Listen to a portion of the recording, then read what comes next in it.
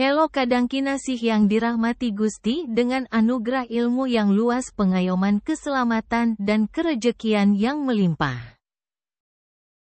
Jangan bosan-bosan kita untuk mengasuh kauruh tentang jalan kehidupan ini agar dinanti ke depan tidak salah kesasar kesusul. Dan salam saya untuk semua kadang kinasih tercinta, rahayu rahayu rahayu. Dalam pertemuan yang baik ini, saya selaku kreator video ini ingin merasukan cerita Satrio Piningit, agar apa yang tercerita dalam kisah ini bisa dirasakan untuk para audien semua. Kisah ini menceritakan tentang awal mula terbentuknya sastra yang dimiliki Satrio Piningit. Dan sebelum dimulai, jangan berprasangka bahwa ini video pengakuan. Bukan. Cerita ini sengaja saya masukkan nama besar Satrio Piningit agar kalianlah yang jadi Satrio Piningit yang bisa membuka sastranya Tuhan sendiri dan memunculkan kitabnya sendiri yang sejati. Jangan lupa kopinya dekatkan dulu agar dalam memahami yang saya sampaikan ini bisa tercerahkan. Yuk gas!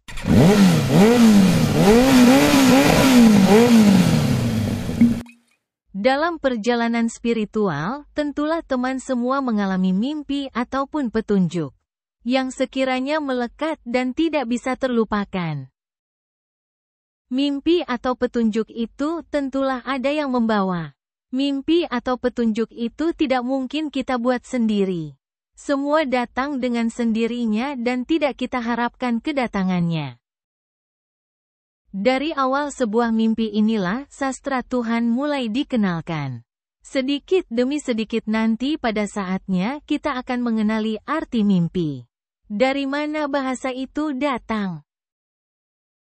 Apakah gegambaran dalam petunjuk itu datang dari leluhur, dari sedulur papat, dari sedulur kemalaikatan, atau dari Tuhan sendiri?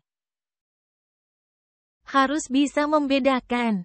Seperti kalau dalam bahasa sedulur papat, itu gegambarannya tentang unsur kehidupan ini. Seperti air, api, angin, dan tanah, dan kalau mewujud orang biasanya perempuan. Kalau petunjuk datangnya dari sedulur malaikat, maka gegambarannya biasa berwujud benda angkasa seperti bulan, bintang, matahari, dan kalau mewujud orang, biasanya berwujud bapak atau sosok laki yang lebih tua. Dan apabila Tuhan sendiri yang berbicara berbeda sekali dengan bahasa kita. Kalau Tuhan bersabda, maka tidak menggunakan bahasa, tapi kita tahu yang ingin disampaikan Tuhan. Dari situlah seorang Satrio Piningit dikenalkan sastra Tuhan, yang pada awalnya dari mimpi demi mimpi, petunjuk demi petunjuk, sehingga lama-kelamaan bisa mengerti sendiri bahasa sastra itu dari mana. Pada suatu hari sang Satrio Piningit mendapat pertanyaan yang sangat berat. Pertanyaan dari gurunya itu berbunyi begini. "Nang, cah bagus, jajal aku meh takon karo awakmu. Nek basa kromone siji, loro, telu, papat, limo iku opo?" Sang SP menjawab, "Meniko setunggal, kaleh, tigo, sekawan lan gangsal bopo. Lanek basa kromone enem, pitu, wolu, songo. Iku opo nang cah bagus?" Jawab sang SP, "Niku mboten saged dibahasake kromo bopo. Kuwi kabeh ono artine nang. Nopo kok enem tekan songo ora iso di basa kromo, golek ono mengkonak wis ketemu sowan noreneneh.